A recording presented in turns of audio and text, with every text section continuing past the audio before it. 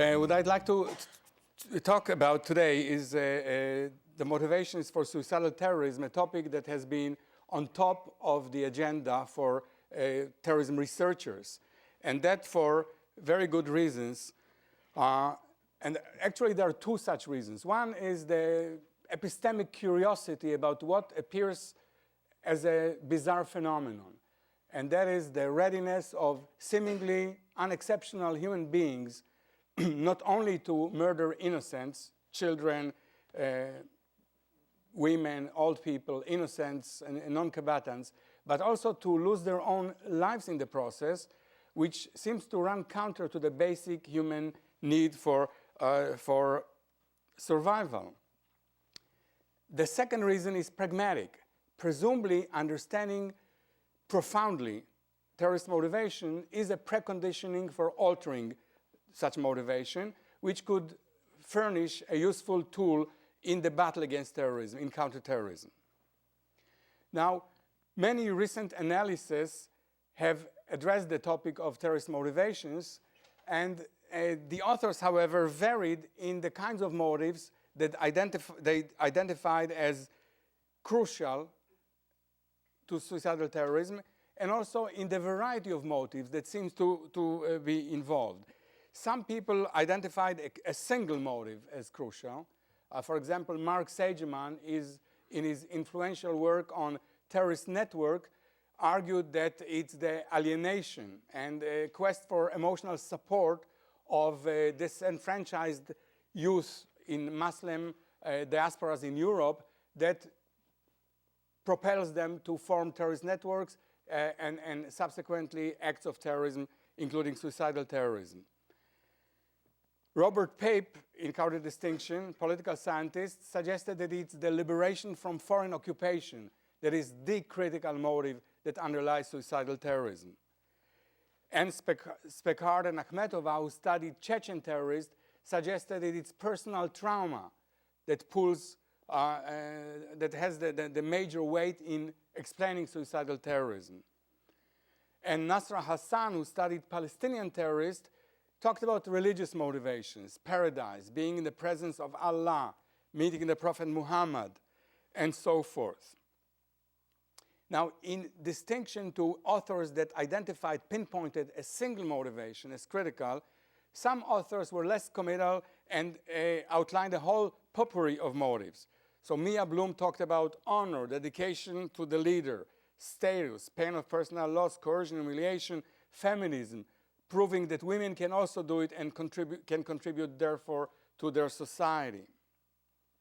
Even longer list of potential motivations was proposed by Jessica Stern, ranging all the way from personal and group-based humiliation to money for one's family. Now, given this heterogeneity of motives, one is moved to throw one's hands in despair and ask whether there is a motive that cannot explain suicidal terrorism. One logical step of reducing that heterogeneity is to lump the motives proposed into broader motivational categories. And in fact, several authors have taken such a step, and the classification they proposed was a distinction between personal circumstances and ideological reasons, personal causes and ideological reasons. So, for example, the alienation, the disenfranchisement, the discrimination felt by Muslims in the European diaspora, or the pain, trauma, and loss of loved others that Spekard talked about, stem from individual personal experience. These are personal causes that might push someone to become a terrorist. On the other hand, liberation from foreign occupation or obedience to the commandments of God are ideological reasons that transcend any individual's personal life circumstances. And a third category that appears in some analyses is of social duty of obligation, whether internalized or conveyed by peer pressure. And this type of motivation is frequently mentioned in reference to the Japanese kamikaze of Second World War, but it's highly pertinent and often mentioned as well in reference to current day suicidal terrorists. Now, this partition between ideological reasons, personal factors, and social pressures is helpful. It reduces the variance, but it's still incomplete. It's still not quite satisfactory. It's descriptive at best rather than analytic, and it falls short of delineating or unearthing the underlying dynamic of suicidal terrorism. Several questions remain. One question is, are any of these motive categories unique to terrorism? And of course, you do not have to be a rocket scientist to realize that the answer is a resounding no. Pain, trauma, and alienation can foster a variety of nonviolent activities. So can ideological reasons and social pressures. As concerned ideology, for example, Mahatma Gandhi identified nonviolence as the supreme means of liberating his country from British rule. And of course, nonviolence was embraced by Martin Luther King in the civil rights struggle in our country. So the question is, and the same can be said about social pressures. Social pressures constitute a general mechanism capable of eliciting any kind of ideological commitment, not necessarily a commitment to violence. So the question is, what precise role each of these factors plays in fostering terrorism, and under what conditions? Another question was, which of these motive categories is the authentic motive, and as opposed to being a kind of post hoc rationalization? And different authors differed on that score. Some authors emphasized the personal circumstances as being the real motive. Would the real motive please stand up? Well, they said that the personal circumstances, personal factors, personal traumas are the real pushing force. The political statements appear less of a driving force than as a means of rationalizing their actions. Mark Sageman was of the same opinion. Jihadist is not religious. The jihadist motivation is not religious. It is psychological. It is personal. Other authors, however, placed greater faith in terrorist idealism. So Robert Pape talked about the fact that egoistic and anomic motives are insufficient. Altruistic motives, alone or in conjunction with others, are likely to play an important role. Rohan Gunaratna, major expert on Al-Qaeda, wrote that what actually motivates Al-Qaeda is not power, wealth, or fame, but an ideological belief in their struggles. Scott Atran, an anthropologist who studies terrorism, again voted for ideological reasons. And finally, some authors like Ami Pedatsur talked about different motives in different cases. Some people are motivated by personal circumstances. Some people are propelled by ideology. In short, different strokes for different folks. And these differences between the authors require sorting out. So the questions that remain are, is one of these categories authentic? And if not, how do these motives relate to one another? Do they constitute alternative motivational bases, alternative sources of motivation, or are they somehow interconnected? Do they share a deep commonality? And in the remainder of this talk, I'd like to argue that yes, there is a deep commonality, there is a deep structure that integrates all these diverse motivational contexts of suicidal terrorism. So as a preview of what is to come, I'd like to propose the concept of the quest for significance or the quest for dignity as the overarching motivational category that propels suicidal terrorism. I'd like to talk about the implications of this idea and the evidence pertinent to these implications, talk a bit about further research directions and implications for counterterrorism. Now, the quest for significance is a major motivational category hailed by psychological theorists as a great force that underlies human behavior. And such significance very often can be attained through the transcendence of one's personal circumstances and through an attachment to a larger cause. So, for example, Viktor Frankl talked about the person who is actualizing himself by giving himself through serving a cause higher than himself. Abraham Maslow, a major motivational theorist that identified self-actualization and self-enhancement as major motivational category, similarly talked about the business of self-actualization being best carried out through a commitment to an important job, a cause that is transcendental of one's own narrow personal interests. Recently, interesting psychological research links the basic need for human survival with the quest for significance.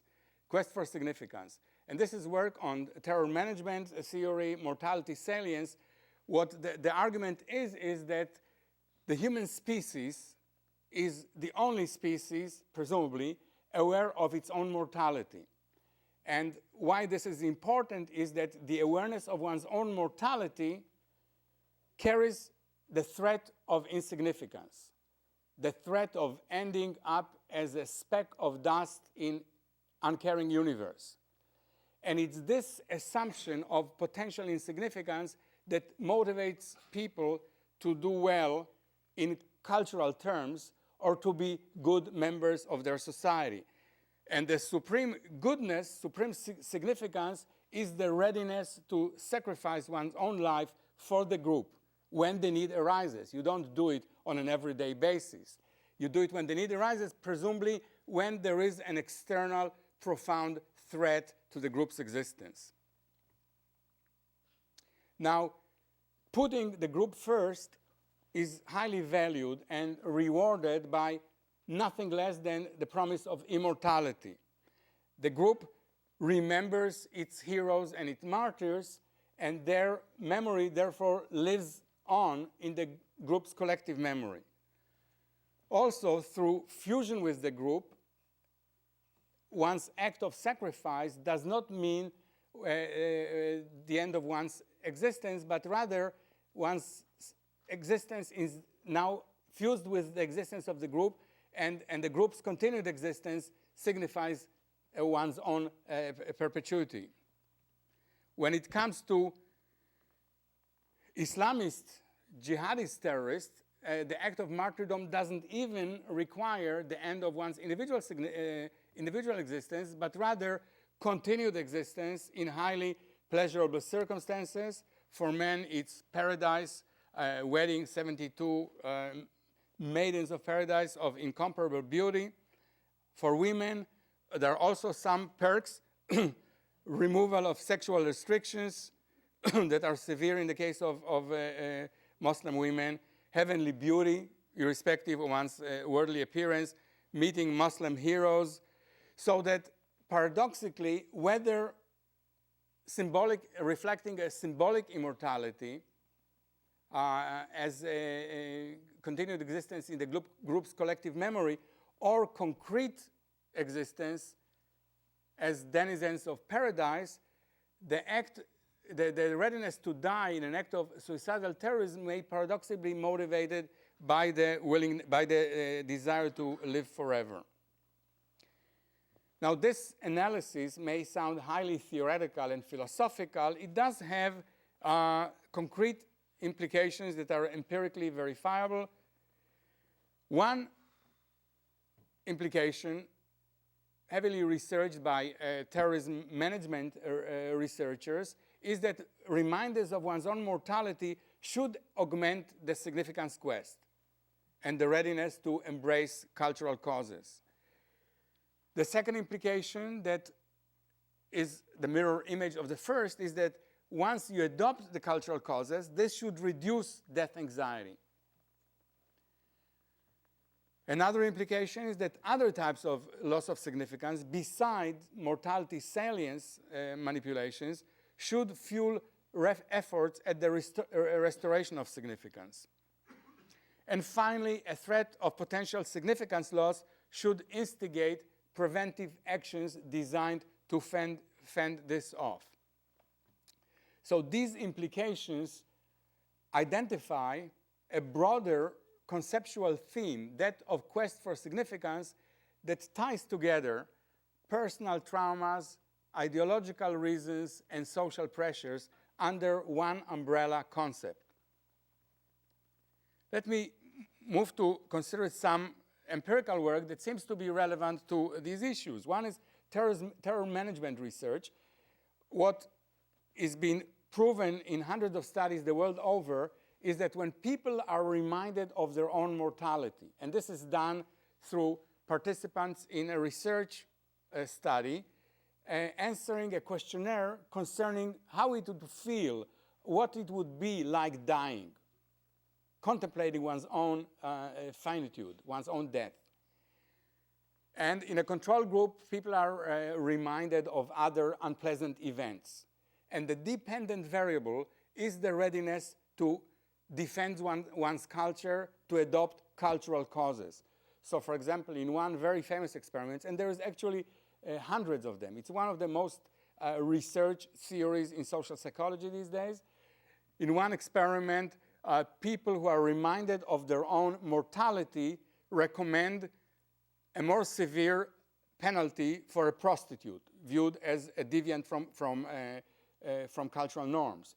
In other studies, people derogate more strongly once they're reminded of their own mortality, a person who is a critic of their own culture.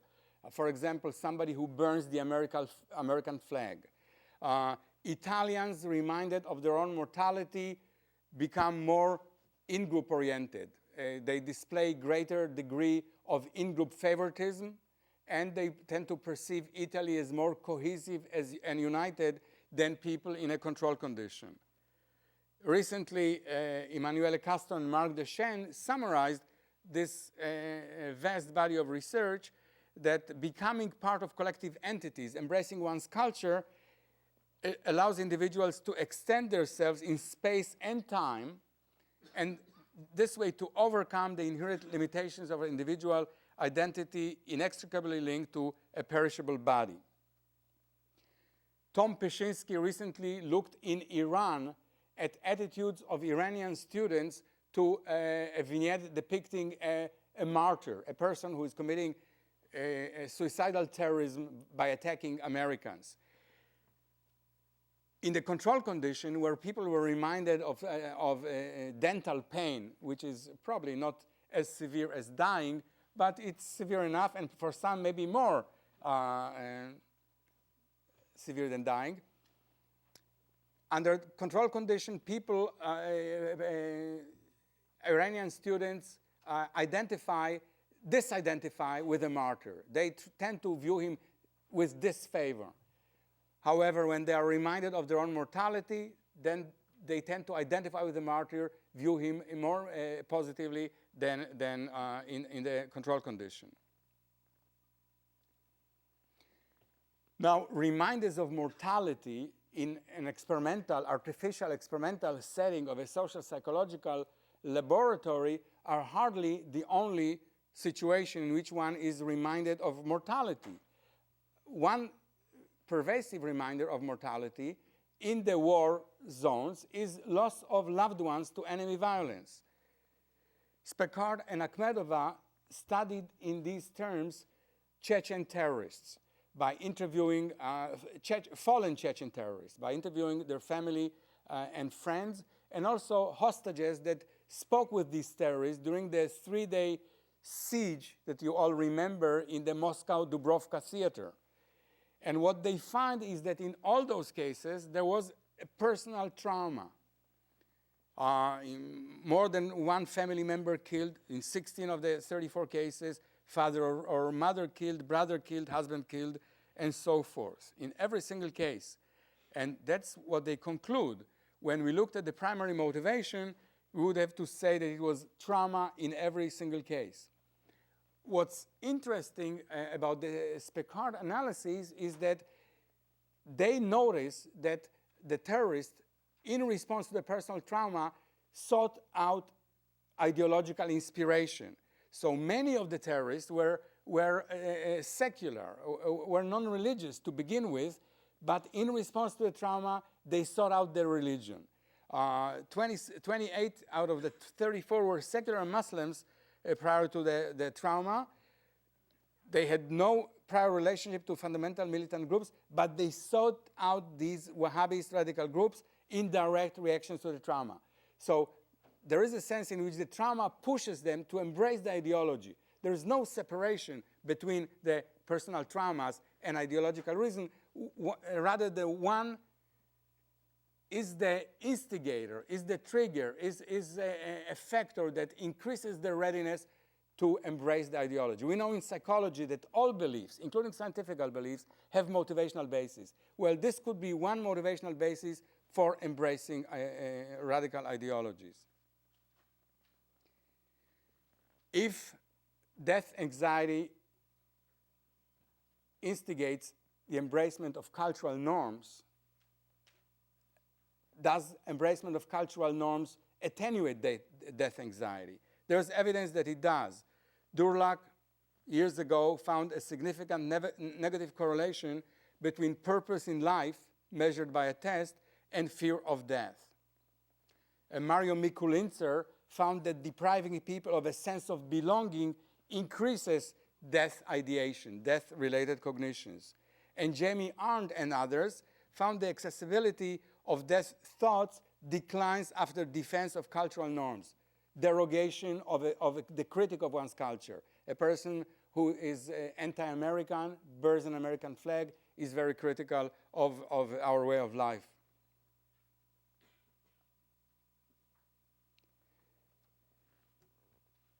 The link between doing well by cultural norms and attenuation of death anxiety seems to have been intuitively understood by political leaders who required major sacrifices from their followers. So here's a quote from Mao Zedong: "All men must die, but death can vary in its significance. To die for the people is heavier than Mount Tai, but to work for the fascists and die for the exploiters and oppressors is lighter than a feather." And this overcoming of death anxiety through adherence to cultural norms seems to have played a major role in current day suicidal terrorism. Here is a quote from one of Nasra Hassan interviewee, a failed terrorist. A successful terrorist cannot be interviewed, unfortunately. And what this man said is that by pressing the detonator, you can immediately open the door to paradise. It's the shortest path to heaven. No fear. The ideological reward will be very quick in coming. Another failed suicide terrorist: to be a shaheed is the loftiest objective. It's the biggest and most holy thing that you can do, and then you receive all the rewards in paradise. We recently content analyzed all the videotapes of farewell videos of suicidal terrorists published in the Middle Eastern Media Research Institute. In all of those cases, those farewell videos mention ideological reasons, primarily religious reasons, ethno-nationalist reasons, religion, revenge, nationalism, religion. In all of those cases, without exception. This is a Palestinian media website, some Hamas suicidal terrorists, their videotapes all reflect religious and nationalist motivations, all ideological.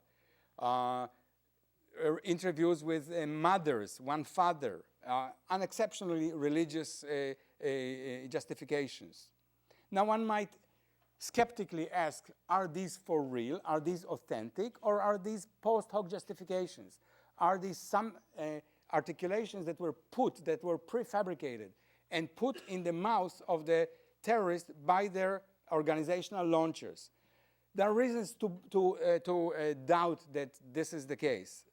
First, from a psychological perspective, sacrificing one's life for something one doesn't believe is simply unlikely. In terms of the cost benefits, the kind of rational economic analysis, you just wouldn't very likely do it if you didn't believe in it. The second is that the sheer act of making a statement and rehearsing it introduces what we social psychologists call the saying is believing phenomenon, in which the speaker ends up believing what he or she was induced to incite. And finally, everybody seems to agree that these arguments, these ideological arguments, represent an apparently successful recruiting device. So there is very little reason to believe that if it was a recruiting device, once the push comes to shove and the operative is about to launch his suicidal or her suicidal mission, all of a sudden the belief evaporates. The importance of these videotapes and these ideological indoctrinations was brought home to me recently when on a visit to Singapore to an Institute for Counterterrorism at the Nanyang Technological University. I met a young Muslim woman, Azalin is her name. Azalin is, like all Malay Muslims, she's religious, but she's not a fanatical Muslim. She dresses in a modern way. She wears her hair long. She doesn't wear the hijab. And after all, she's an academic, holds a master's degree. She is working in an institute devoted to counterterrorism. Yet she recounted to me that the video, and her job, I forgot to mention, is to content analyze the Al-Qaeda videos. And she mentioned to me that, frighteningly, she finds these videos extremely compelling, extremely pervasive, to the point that she needs to speak every once in a while to the resident cleric to be decompressed. Such is the power, and this is a person who is working, committed to counterterrorism.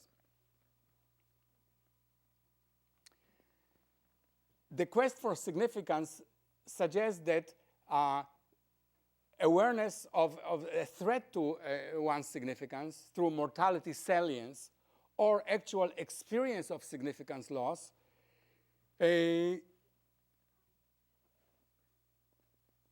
that mortality salience is not the only category of cues that may convey one's insignificance.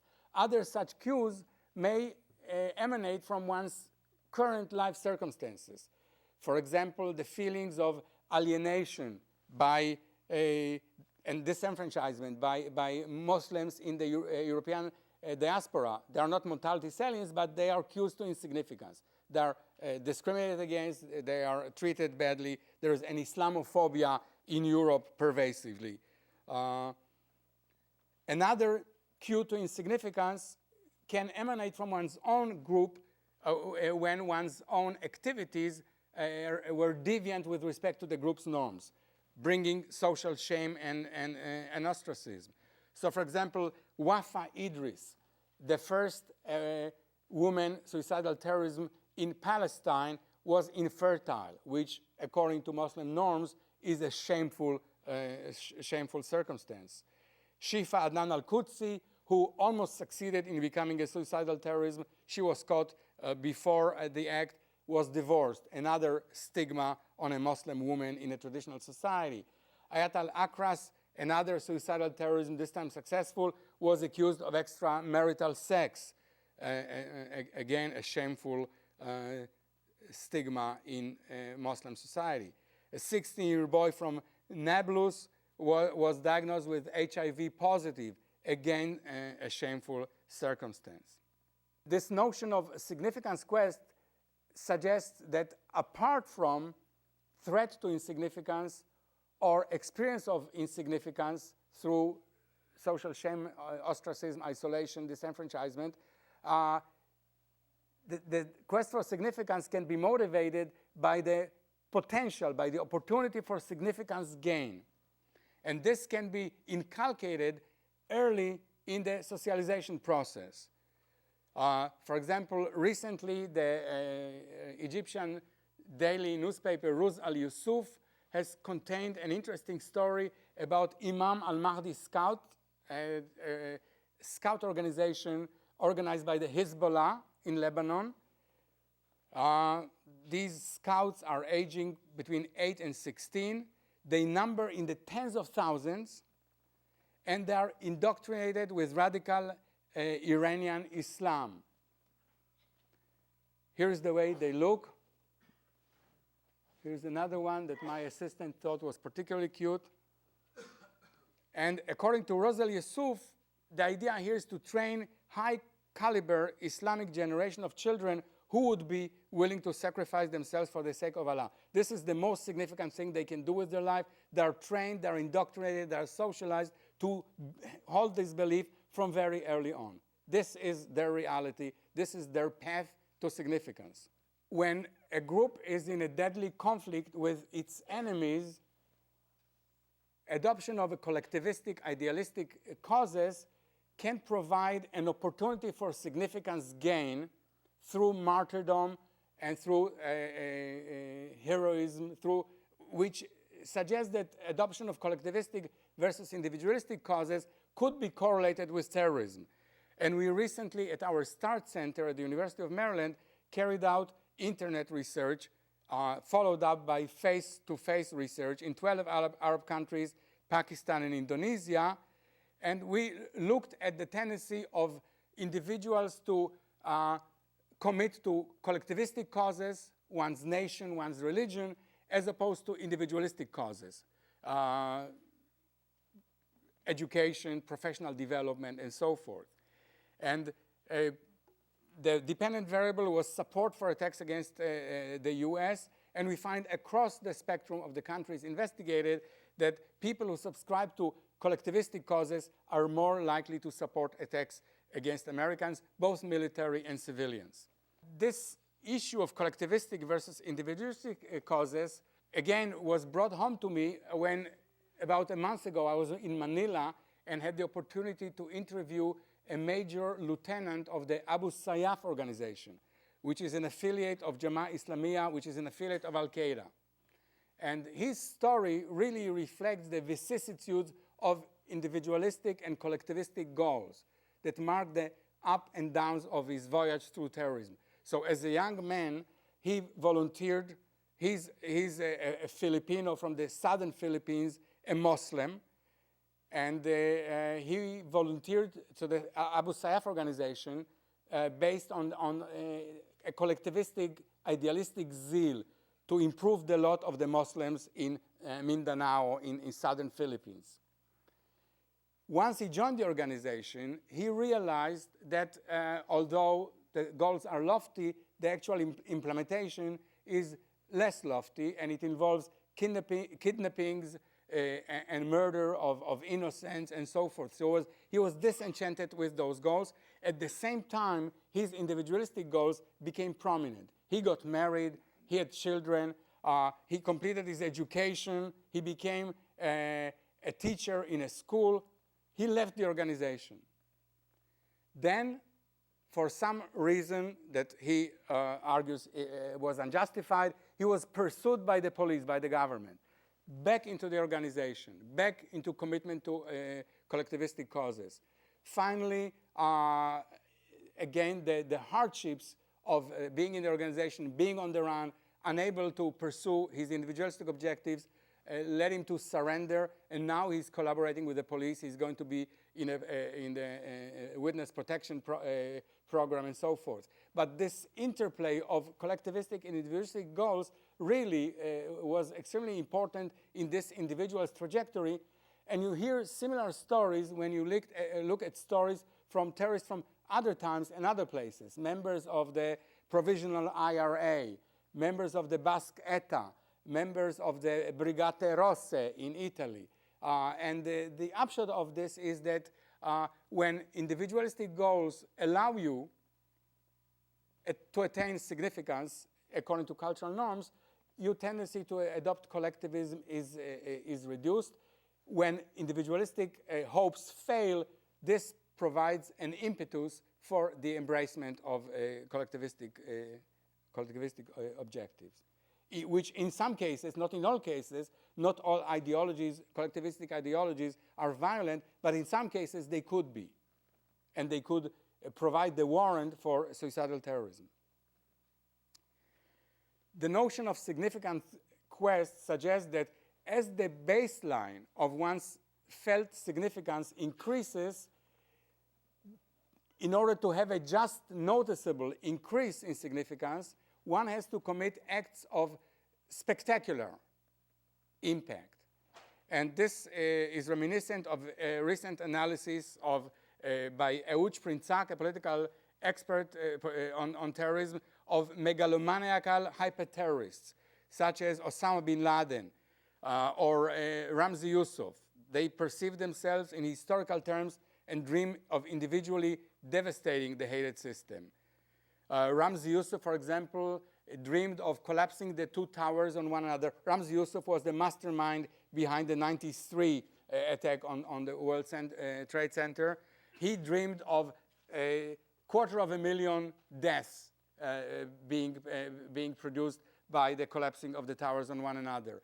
He dreamed, when hiding in the Philippines, of colliding 12 planes in the air and causing untold casualties. Recently, two economists working out of the Rand Center in Santa Monica found a positive correlation between one's level of education and age and mission importance. People who are educated, whose base level of significance is relatively high, volunteer only for actions that are of particular significance. And significance in this case is objectively operationalized as attacks on civilian versus military targets. They bring more bang for one's suicidal buck. And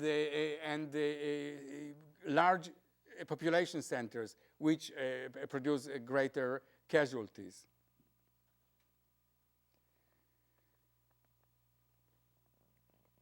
Finally, when one's community is outraged by an act of violence perpetrated by the enemy, this provides an opportunity for significance gain. Everybody's outraged. If you do something now, if you act now, if you commit the act of suicide now, you are likely to reap particular rewards.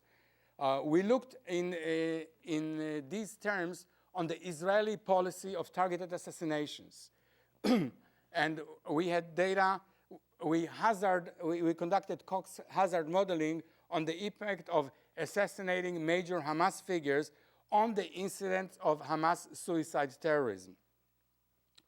And what you see, if you could see it, is that after each targeted assassination, within 2 weeks, the hazard survival analysis indicates a significant spike in suicidal activity on part of Hamas terrorists.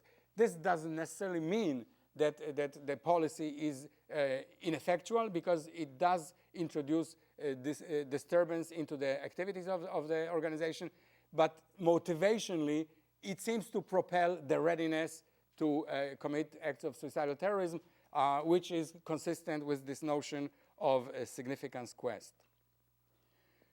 And finally, sometimes, occasionally, the prevention of significance loss can be an important factor in suicidal terrorism or suicidal attacks. And the case in point is the story of the Japanese kamikaze, who apparently, there is a recent work by Onuki Tierney, published in 2006, that content analyzed the letters and the diaries of the kamikaze. And she concludes that they really didn't want to die. They were reluctant to die. They wanted to live.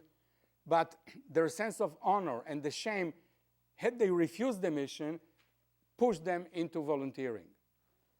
So here is one quote from Hayashi Ikizo, letter to his mother. "I find it so hard to leave you behind. I want to be held in your arms and sleep. Yet all men born in Japan are destined to die fighting for the country. You have done a splendid job raising me to become an honorable man." So, to conclude, the notion of significance quest affords an integration of diverse motivational circumstances of suicidal terrorism, including personal traumas, ideological reasons, and social pressures. Personal traumas signify a loss of significance and motivate a quest for significance restoration. But very often, it is beyond the power of the individual to restore one's sense of lost significance. It's impossible to bring back to life the loved ones lost to enemy violence. It's impossible to erase the deeds that brought one shame and ostracism within one's community. It's impossible to convince the majority in a European diaspora to accept the poor immigrants as equals.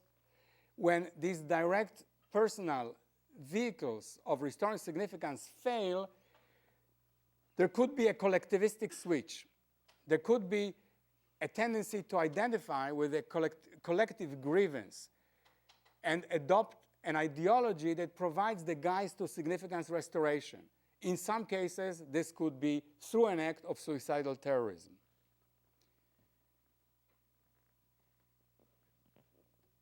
Restoration of significance lost is not the only way. Significance gain is an important motivation. It appears in the socialization of young people. It appears as an opportunity for people who are doing well otherwise. Osama bin Laden wasn't exactly a poor, destitute youth, nor was Muhammad Atta, but it offers an opportunity unavailable otherwise, to become an instant hero, to go back, to go down in history. This is an opportunity that cannot be surpassed. No billions of dollars can buy you that. Terrorism can. And finally, it integrates the idea of prevention of significance loss following dictates of honor, duty, and obligation. So the ideology here is of utmost significance. I will not dwell much on the research implications, but I'll go directly to implications, policy implications, potentially, for counterterrorism. The centrality of ideological warrants for suicidal terrorism suggests the importance and the possibility of undermining them by credible communication efforts. And this issue of struggle for the hearts of minds of the Muslims is of particular importance this day and age. Only last year, Al-Qaeda was issuing a propaganda video every 3 days. And the Al-Qaeda Media Committee, headed by Abu Abdel Rahman al-Maghrabi, the son-in-law of Ayman al-Zawahiri, that committee is promising to intensify the propaganda efforts. So these propaganda efforts need to be counteracted. And it's interesting that everybody talked about how the Muslim majority is silent. Well, in some Muslim countries, there is an effort afoot to counteract ideologically the jihadist way of thinking about Islam. And we are now at the START Center involved in evaluating one such effort in Singapore. In Singapore, there are about 60 Jamaah Islamiyah terrorists in detention centers. They were planning the bombing of the American embassy, the Australian embassy, the Israeli embassy, the British embassy, and they were all apprehended. What this de-radicalization effort consists of is sending clerics and jurists, ulama and fuqaha, into those detention centers and arguing credibly from the standpoint of the Quran and the Hadith that terrorism is not the way to go, that terrorism is actually forbidden by Islam and so forth. What's interesting about this effort is that in parallel to this intellectual effort by clerics and jurists in detention centers, another group is working with the families of the detainees. The families of the detainees, the children of the detainees, can become very susceptible to radicalization because of identification with the father, because of being destitute and poor after the major bread earner has been jailed. So they are a very important focus, and these groups, these are, by the way, non-governmental NGOs based on a major mosque in Singapore, the Hadija Mosque. They work with the families, provide wherewithal for the children to continue their education, provide professional education for the women. And this is very important. This is the heart aspect in the battle of the hearts and minds. And why this effort with the families and the youngsters is important is that it gives, presumably, the detainees a sense of significance, that their needs matter, that their families matter. So if it works, it should increase the readiness to listen intellectually to the arguments by those clerics that attempt to argue a different point of view. Of course, once a person is detained, maybe too late, it's important to avoid the radicalization to begin with, to prevent the radicalization.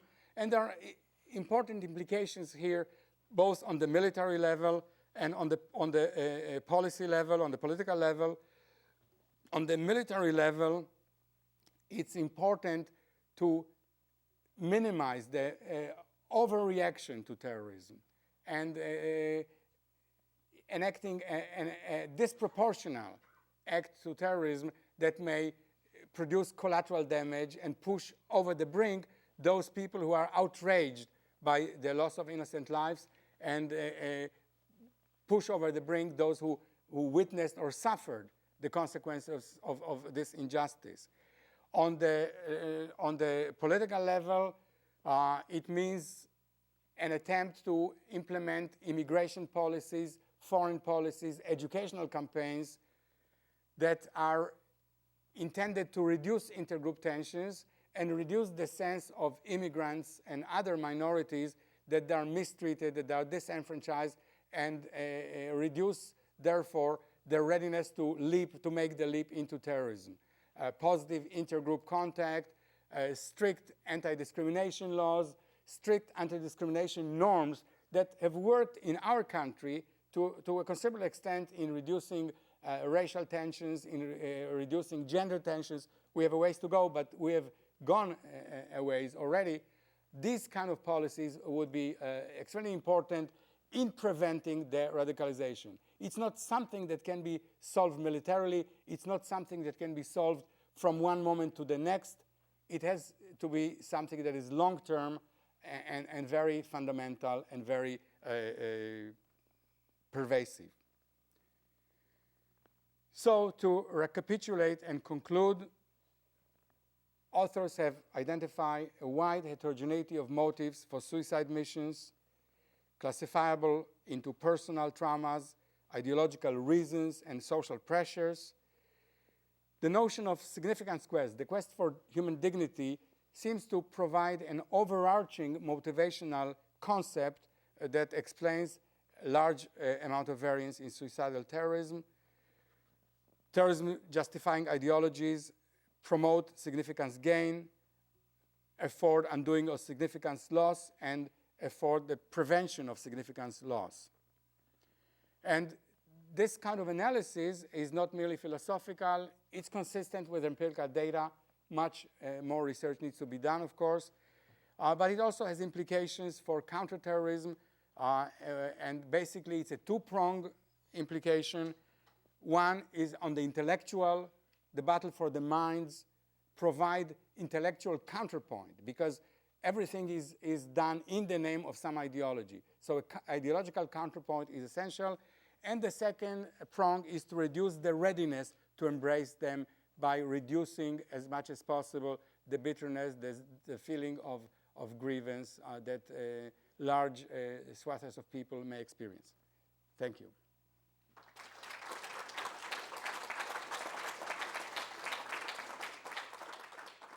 So I'm going to start with this question, and I'm going to stand here because I'm not mic'd up like you are, so Okay. I'll stand near the microphone. Is it possible that suicidal terrorists often come from families suffering personal loss not as a reaction to the loss, but rather because families who have experienced personal loss are the ones targeted by the terrorist groups. So it's a causality question. The terrorists themselves target. That it's not so much the loss that causes the pursuit of the terrorist groups, but it's the by the suicidal terrorists, but the recruiters. The recruiters. Exactly. Yeah, it's quite possible, and I think it's not only possible, it's probable that the recruiters who are very clever social psychologists, they identify the vulnerability of people, they understand the dynamics that goes into it, and they target people who feel enraged, who feel a sense of loss and a sense of trauma. So, it's just the understanding of the psychology, naive understanding of the psychology of recruitment by terrorist recruiters. I think there is even evidence that this is in fact the case. Assuming that there is this quest for personal significance that determines this, and that's a consequence of some degree of humiliation or loss of significance, what is it that there are alternative routes that people can take if they're shamed or they've lost personal significance? They could turn to substance abuse or become just isolated. So what do you think are some of the features that make the determination as to going one way or the other, and in particular going in the terrorist direction? Well, if you have to choose between being isolated or taking drugs and restoring your significance in the realm of the imaginary, probably a better way would be to do it in a way that is condoned by the shared reality of your culture. So, to the extent that this kind of route is available and accessible in their environment, that's a very compelling alternative. They could become, from people who are shunned and ostracized, into cultural heroes. They would not attain that in any other way. They would not attain it by using drugs. They'll be even further pushed away from society or by being isolated. So this is really a very powerful tool that is available. Do you think it implies, though, some personality characteristic that's actually a little more promotion-focused, a little more ingenuitive or even prideful than somebody who would take a more passive sort of response? Yeah. In the history of the study of terrorism, the first hypothesis that people had 30 years ago, when people studied the urban terrorists, the Bader-Meinhof, the Brigate Rosse, the Aum Shinrikyo, and others, was that these people have a certain personality profile, that they are pathological. There is a personality illness or dysfunction that propels people to terrorism. By and large, this analysis or this hypothesis has been proven invalid. And people now talk about situational causes and other dynamics. I do think that personality factors, although they are not the root cause, not everybody who has a specific personality, risk-taking, promotion focus, aggressiveness, right-wing authoritarianism becomes a suicidal terrorist. But personality factors clearly can be contributing factors to the embracement of the ideology that serves those needs. So they're not irrelevant. A similar dismissal of situational factors such as poverty, some economists have shown that individual terrorists do not come from poor families necessarily, and also times of economic stringency are not correlated with terrorism. That doesn't mean that poverty and hopelessness is not a contributing factor. So one has to distinguish between root causes and contributing factors, which under some circumstances may provide the push.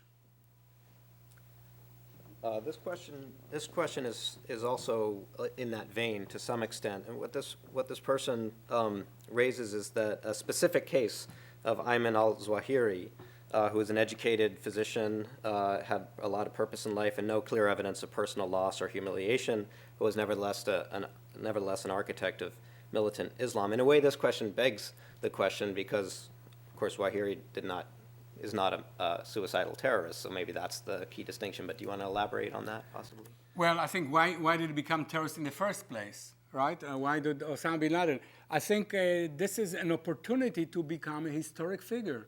How many of us can claim that? We're all successful individuals at a major, you are at a major research university, I am at a research university.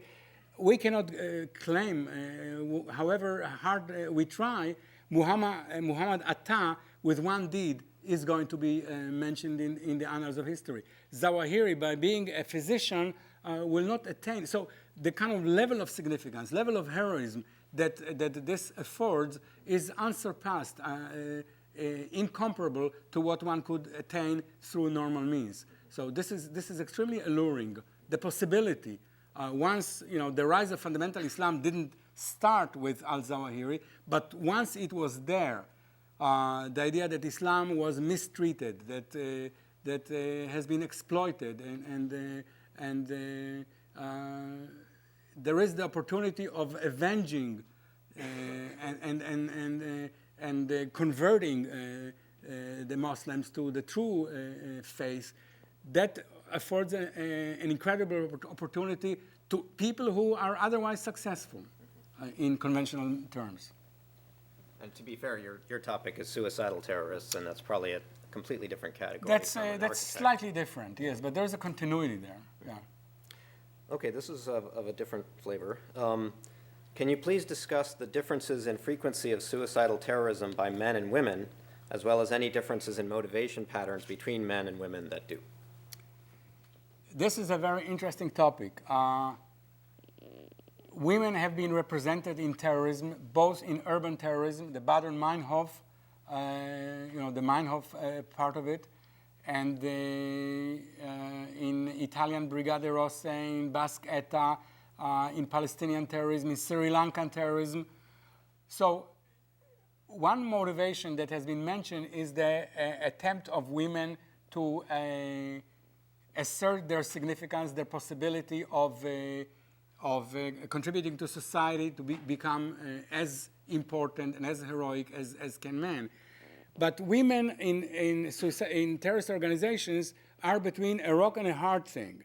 To the extent that these terrorist organizations are embedded in a traditional society, that attitude toward them is ambivalent. It's not totally respectful. On the one hand, yes, they serve the cause. On the other hand, they are not really feminine in the way that the feminine role demands in those societies. So there is a lot of ambivalence, a lot of disrespect. In many cases, the women, in most cases, the women do not attain positions of high power in the terrorist organizations. Their lot is a rather uncomfortable one. And there is a recent book on Palestinian women terrorists by Anat Berko and Arazi, and they reflect this tremendous conflict between fulfilling the traditional role, that is what they were meant to be according to the dictates of their culture, and the admiration to them as participants in terrorism. It's much simpler for men. There's no question that for men, everything converges to catapult them to utmost significance.